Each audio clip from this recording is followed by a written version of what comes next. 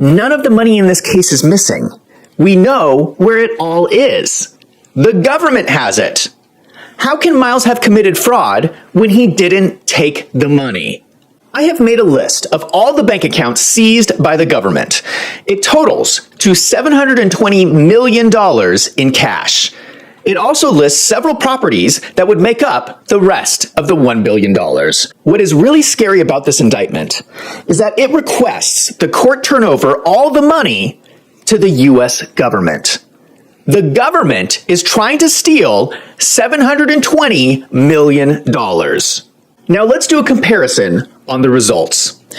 In the case with Bernie Madoff, there was no results because he wasn't investing anything. With Sam Bankman-Fried, he went bankrupt. Now, I'm an accountant, so I pay close attention to results. Miles' companies had spectacular results in a very short time. He was generating revenue, he had paying members, and his websites got a lot of traffic. It's very hard to get traffic to your social media site. He did it, and he did it quickly.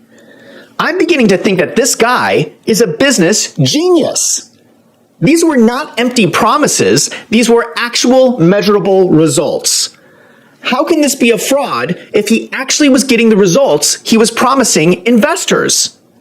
The only reason the company stopped growing is because the government stepped in and seized everything. It's blowing my mind how absurd this case is.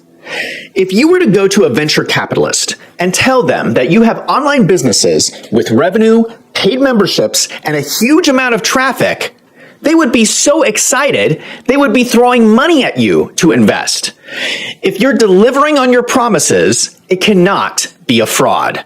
Once again, that's the opposite of fraud.